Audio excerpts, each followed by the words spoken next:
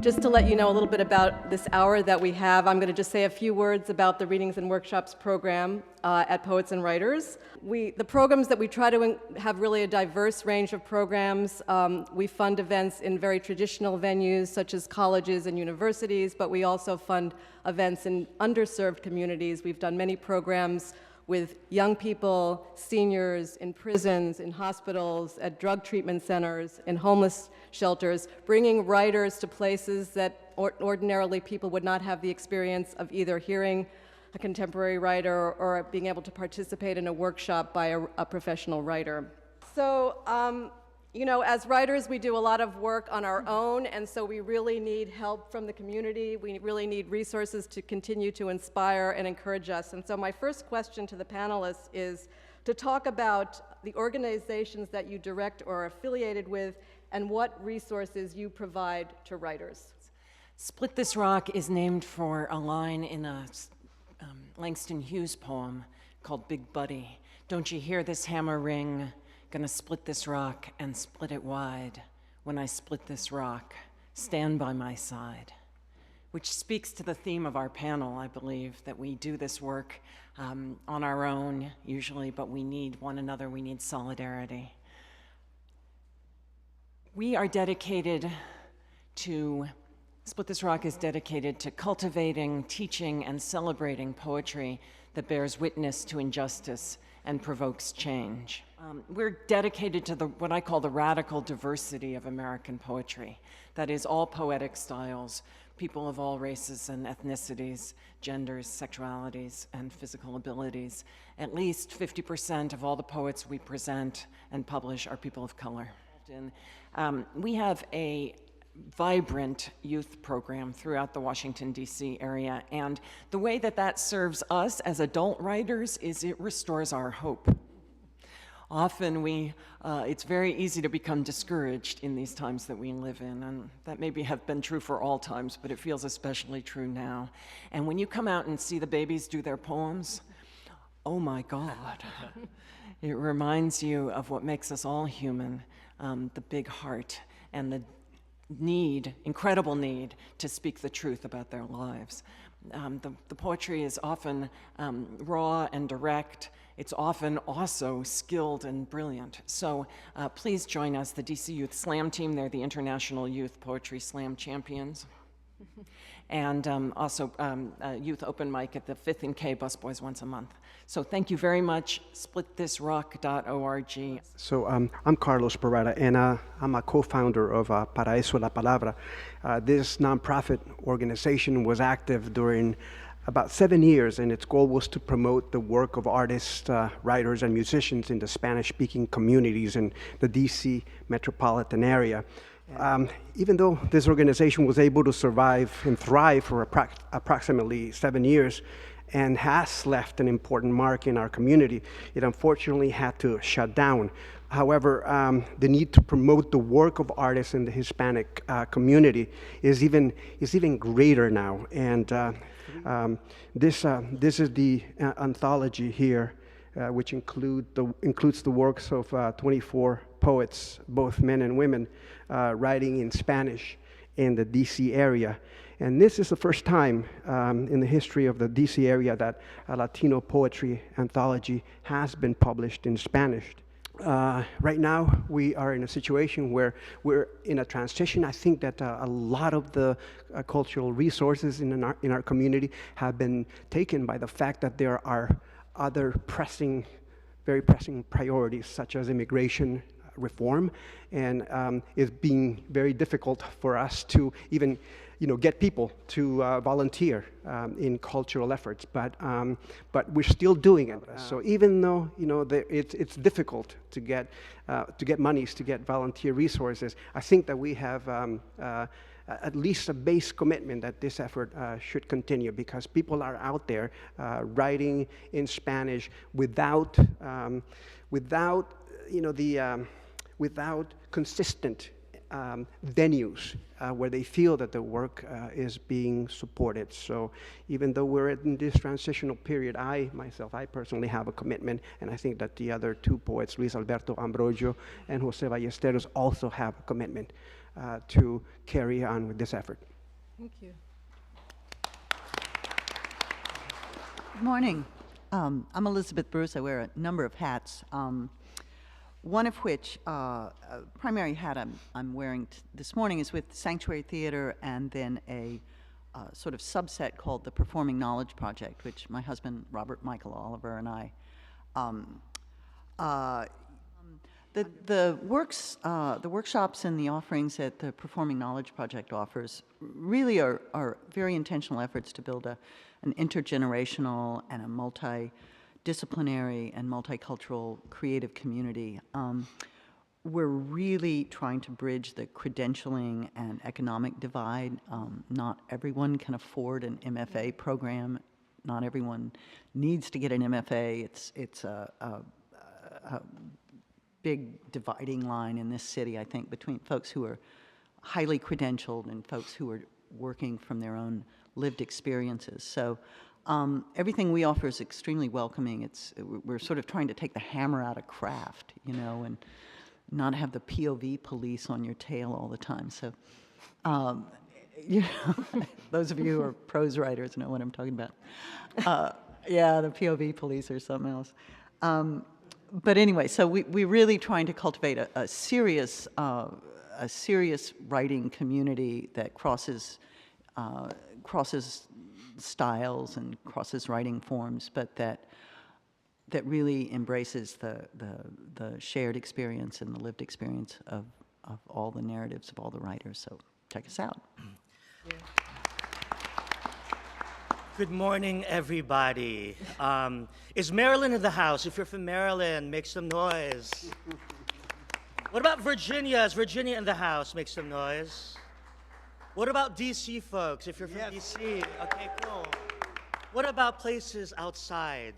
Woo! All right, excellent.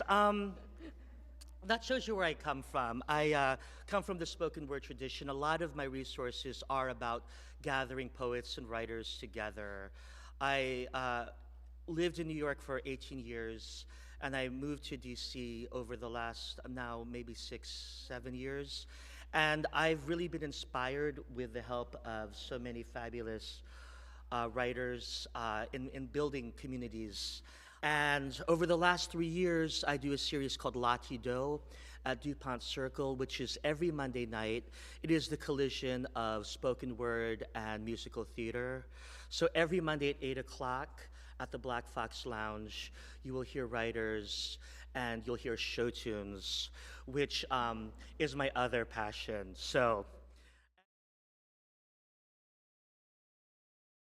Like, what were the resources that really helped you in the DC community to, you know, believe in yourself, continue your work? Because we all know it's not easy being a writer, you know. And so I just wanted you to speak a little bit more personally, if you could, and in no particular order, if people want to kind of respond to that.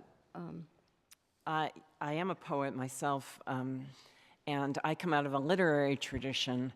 And when I moved to DC and found myself, in part through Regie's good ministrations, immersed or starting to be exposed to the slam and spoken word world, it changed my life, really. I mean, as a poet, yes, but also just opening up my sense of what poetry could do, both in a live space and in the world. The translators community in the Washington, D.C. area has been very crucial for not only for my work, but for the work of other poets who write in Spanish. The anthology that I showed you before is currently being translated, and the folks involved, and it's going to be published by Susobra Publishing, by the way, and the folks who translated it were from the Writers' Center. Actually, there were students at the Writers' Center in Bethesda taking a translation class from a very up-and-coming and very key translator in the area, whose name is Yvette Nisser Moreno.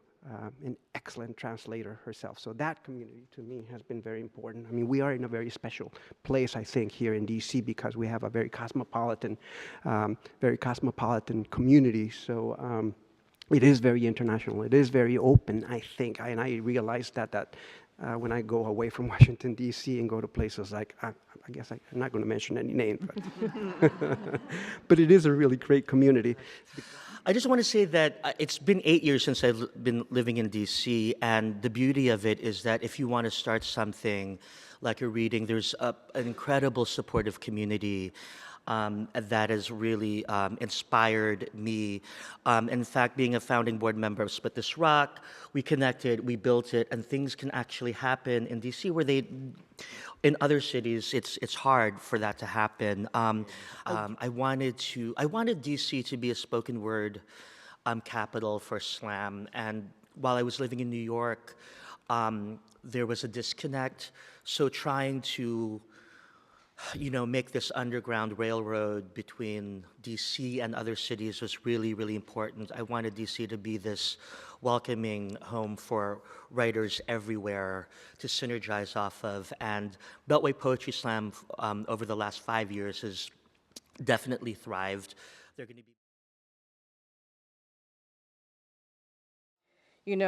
the work that you do with your organizations, addressing, how do you foster community? How do we serve the underserved communities? How do we work collaboratively with other organizations so that we are providing a sense of community to writers, advocacy for their work, and so that people are not isolated? Obviously, that's central to huge question. Split This Rock's mission. Is to foster that sense of community. I think we were very isolated as writers, both from one another personally, but also as different communities. Literary poets, spoken word poets, poets of color, academic poets, or poets in the academy. And these, I think, are extremely damaging divisions. They help us concentrate our focus on not liking one another instead of on what we can gain from one another, what we can learn from one another, and also how American letters can reflect the true diversity and variety of the American experience. That's why I said Split This Rock has a policy of 50% or more of the poets we publish and present are people of color who have been just dramatically underrepresented in American letters, and so we're trying to help rectify that. And we are all the richer for it. We are all the richer for it. I would just want to add a couple of things. One is that in the Latino community here in Washington, D.C. is very linked to Latin America and to Spain. We're constantly getting poets coming from other parts of Latin America here. So, I would like to, enhance those efforts. In fact, I personally participated in the effort to bring here 3 women poets, Susana Reyes, Chanat Caraza, and Judith Santo Prietzin from Colombia and from El Salvador. And that has totally enriched our experience as Latinos here in Washington, D.C. The other thing that I want to do, and I haven't talked to them yet, but I want to have a conversation with the Center for Poetic Thought, is that I'd like to do an effort with African American poets. The idea essentially is to translate African American poets to Spanish, and the poets in the DC area who write in Spanish, and have a joint joint dynamic poetry reading amongst ourselves, and that can be done with other communities in the area, so that through poetry we're getting to know each other at a deeper level. I think, like everyone on the panel, I think we really are committed to reinvigorating literature and art and trying to create platform and spaces for people to gather and to read their own work is essential. You can't get any more intimate than having a reading where someone is reading their own work. So trying to create that intimacy, that community, and the kind of artistic mentorship from community is really the best workshop. I encourage you to start your own series I encourage you to start your own workshop for whatever community. There are people who will come and support it.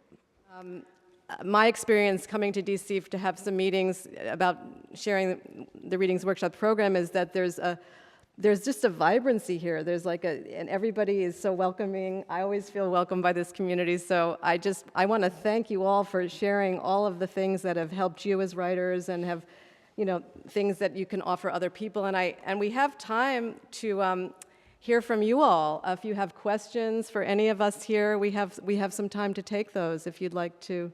All of you have been involved in some way with beginning an organization or a group or several of them, and I wondered if you could tell us something about the process of beginning such a group. No? Great What made you think that you should start something like that? How did you decide that there was a need? How did you find like-minded people? All of those sorts of things? I'll tell you one person that encouraged us to start our organization, George W. Bush. Yes, exactly. I mean, when we decided to invade Iraq, we were just we were very angry. And we said, we need to rekindle the hope. And that's one of the major reasons why we started this group, Para Eso la Palabra. It was, if you will, the Spanish-speaking community's version of, writers, poets and writers against the war. I think it really starts with finding, a few things. One, you find the right person. I don't think you should do it by yourself. It's like having a baby. You want to find another like-minded person that you like, that feels passionate. When I started Latido, I met a younger gay Filipino musical theater performer, my younger self, and I'm like, you're going to have to start this series, and we're going to do it every week, and I'm going to help you, and we're going to make this happen. And so finding that other person is very key, someone that you really like, that you really respect, we have a good relationship with, and then finding a space. So Russ Wynn had Black Fox Lounge, and there was a grand piano, and he offered the space. So the space, and then the other person, and a younger person who had more energy than I.